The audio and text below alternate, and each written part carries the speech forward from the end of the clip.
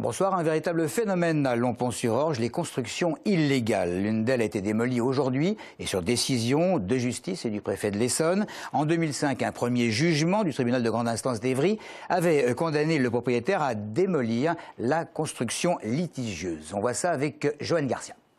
Le dispositif policier était important ce matin devant le garage de 60 mètres carrés de cette propriété. Près de 50 policiers et CRS étaient présents pour encadrer la démolition du bâtiment.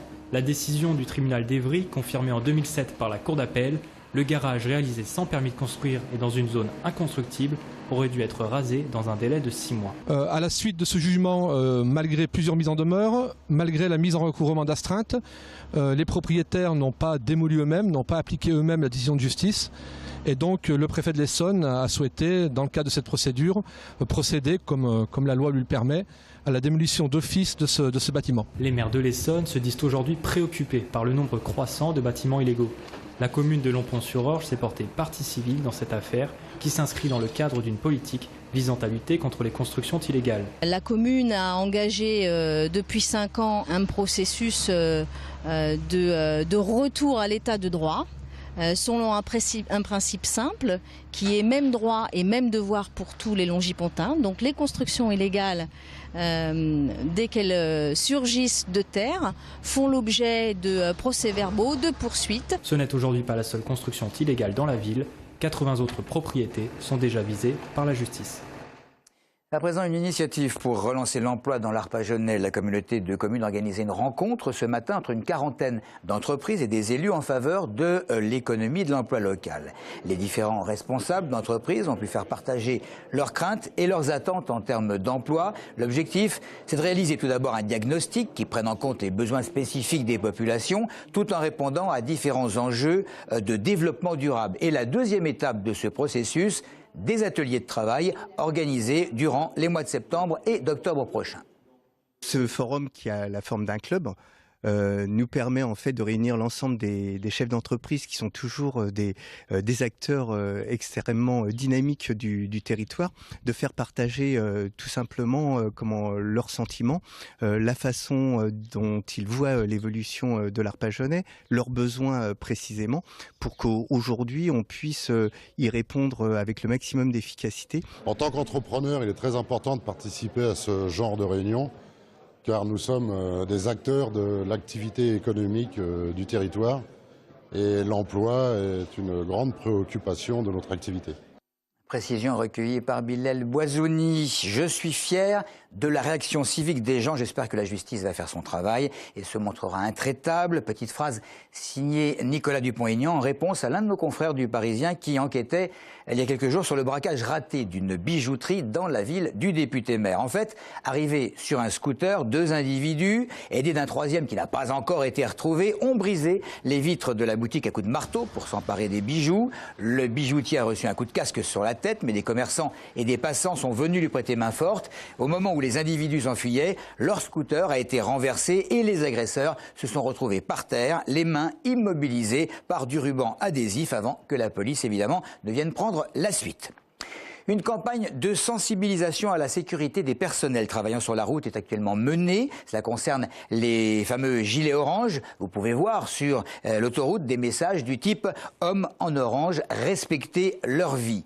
Pour sensibiliser encore davantage les automobilistes, la direction interrégionale des routes d'Île-de-France, avec le soutien de la police, a fait une opération de prévention aux risques liés au non-respect des limitations de vitesse dans les zones de travaux. Ils étaient installés toute la journée sur la 6 entre le Coudray-Monceau et l'aire de repos de Lys. Aurélie Colombel. Vaste opération de contrôle des vitesses aux abords des chantiers sur la 6. Avec les départs en vacances et un dramatique accident en juin, la direction interrégionale des routes souhaite rappeler les dangers de leur métier. On n'est pas des kicks, on est des pères de famille et que le soir on voudrait rentrer aussi, quoi. Des fois on se retrouve avec 5-6 véhicules dans le balisage. À 2 mètres de vous, vous avez une voiture qui a freiné parce que la personne ne savait pas où sortir. Au lieu de suivre les cônes, elle est rentrée directement dans le balisage. Aujourd'hui, les automobilistes arrêtés avaient le choix entre l'amende ou le stage de prévention. Ce matin, sur 26, une seule personne a préféré payer l'amende. Principal risque pour ces ouvriers, le non-respect de la réglementation temporaire.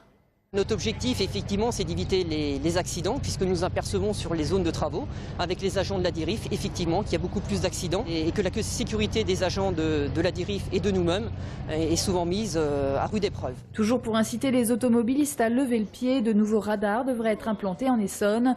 L'un sur la N20, l'autre sur l'A10 au niveau de Champlan, et 2 radars tronçons, un sur la nationale 104 entre Lina et Marcoussis, et sur la D19 à hauteur de la Norville. C'est la première fois qu'on en implante sur le département de l'Essonne. Et le but de ces radars, c'est d'éviter l'effet « je vois un radar, je freine et ensuite j'accélère ». Parallèlement à cette opération de sensibilisation-prévention, juste en face, un radar a été installé dans une voiture. En 1h30 ce matin, il a révélé 200 infractions.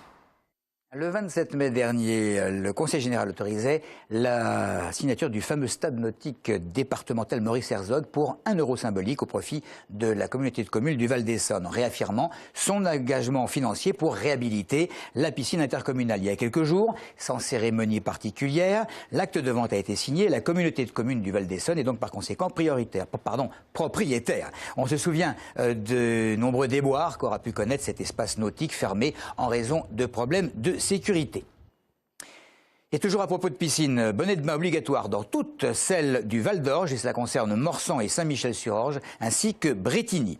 Les vacances, en principe, l'été, c'est synonyme de soleil. Petit problème, puisque vous savez peut-être que 60 millions de consommateurs a réalisé une enquête qui démontre une fois encore que les indices de protection des crèmes solaires manquent cruellement de fiabilité. Pour ce qui concerne les crèmes aux indices dits de haute protection, ce n'est pas fameux, puisque 6 d'entre elles sur 10 affichent un indice supérieur à celui qu'elles offrent réellement. Si certaines crèmes pour protéger les enfants sont efficaces, d'autres semblent ne pas tenir les engagements de leurs prescripteurs. Alors voici quelques réactions recueillies par Yoann Garcia.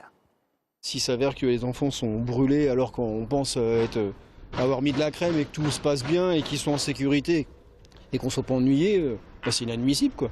C'est totalement inadmissible. À qui on va faire confiance alors? Qu'est-ce qu'on va leur mettre? Ils sont obligés de garder des maillots quoi. Ça n'empêche pas qu'on met quand même de la crème solaire. En espérant qu'évidemment, bien sûr, les fabricants y prêtent attention quand même. Si ça s'avère que les crèmes ne sont pas adaptées aux peaux des enfants, c'est pas une bonne chose. Voilà, c'est pas honnête. C'est pas normal que, si vous voulez, qu'on mette des numéros de protection d'indices qui ne sont pas réels. C'est-à-dire on trompe les gens. Et le plus dangereux, malheureusement, c'est les enfants. Ça me choque énormément, surtout concernant les bébés qui ont la peau très très fragile. C'est souvent quand on badigeonne les enfants, ils attrapent quand même des coups de soleil. Donc voilà, faut pas écouter ce qu'on nous dit, il faut essayer de voir et puis de protéger les enfants avec un t-shirt. Moi, à mon avis, c'est ce qu'il y a de meilleur. Effectivement, l'indice de protection peut être des fois légèrement en dessous de ce qui est dit, 50 plus, mais de toute façon, il ne faut pas aller en dessous et la réappliquer régulièrement. Et normalement, il n'y aura pas de problème. Voilà, et je voudrais terminer par un désolé pour notre petite méprise de la semaine dernière au cours du reportage sur la garde à vue de Jean-Pierre Bechter et de son directeur jeunesse. Il s'agissait, aux côtés du maire de Corbeil, de Machiré Gassama, qui est également sorti libre d'ailleurs quelques heures plus tard, et non de Redanga Ngabona, qui lui est adjoint au sport et qui n'a pas été inquiété ce jour-là par les enquêteurs. Voilà pour cette rectification qui me semblait nécessaire. C'est tout pour l'info. Merci de nous avoir suivis.